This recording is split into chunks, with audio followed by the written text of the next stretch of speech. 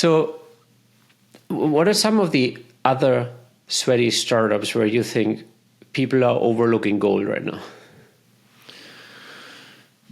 Yeah. So if you go to that sweatystartup.com/ideas and download the 200 plus idea list, look, the thing about this business is that there's some where the odds are in your town that's an underserved niche. There's some, but then there's others that it depends on the town. Yeah. The beautiful thing about this is that it's your moat, your advantage is not technology. It's not innovation. It's geography. So your town could be good for tree trimming, tree removal. Another town may be great for pressure washing. Another town may really need a nanny recruiting company because there's a ton of high-end families having kids and they don't want to do the work to find nannies. A friend of mine here in town runs a super high-end travel agency. Everybody thinks travel agencies are dead because of Priceline.com. They are not. They are not dead. Yeah.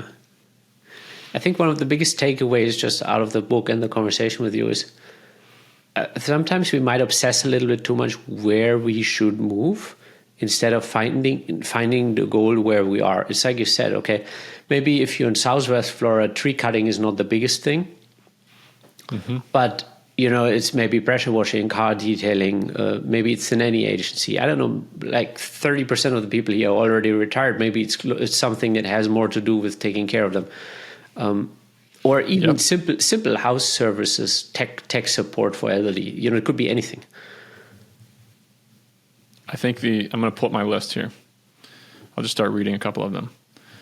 Lawn mowing, pest control, firewood delivery, residential painting, pressure washing, thermal imaging, utility savings, vacation rental management, custom closet building, mobile car detailing, mobile car mechanic, window cleaning, tree trimming, or arborist, like tree shaping, on-demand irrigation, green home consultation, on-demand holiday decorations, pool hot tub services, deck staining, gutter cleaning, maid services, laundry services, carpet cleaning, deep cleaning of kitchens, HVAC system cleaning, chimney cleaning, graffiti removal, mold removal, water damage remediation, fire damage remediation, home deodorization, interior painting.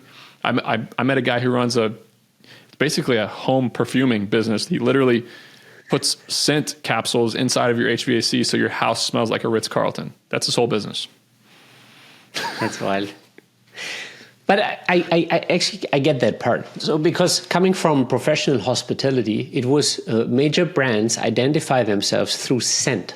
And it's so important that the lobby is consistent in scent.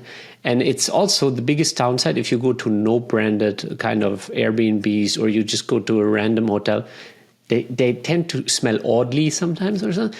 So I can relate to that. Or even if I get into an Uber with a guy with a weird air freshener, I feel more uncomfortable. So, yeah, there's probably in my town in Athens, Georgia, there's probably 5 interior designers who make over $1 million a year profit running their interior design firms. The town has like 128,000 people living there. The county, but the metro area has 250, and if you work over towards Atlanta, you have access within an hour of 4 or 5 million people.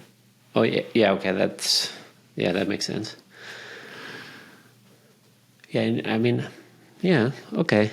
So, but the biggest takeaway basically for me is that it doesn't matter. You don't need to move. Like you don't need to go to Palm Beach and be among rich people, because most likely you already have some rich people in your town. You just haven't translated how you can add value to their life.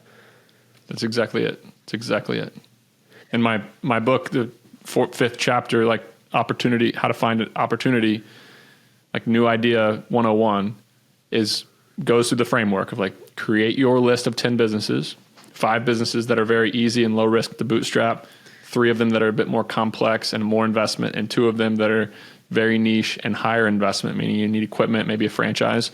And then do that exercise that we discussed, the 10-minute drill on all of them, and then go one step deeper and figure out what they're billing and charging per man hour for work and how busy they are and how hungry they are for work, and then figure out which one you're going to go after. Yeah.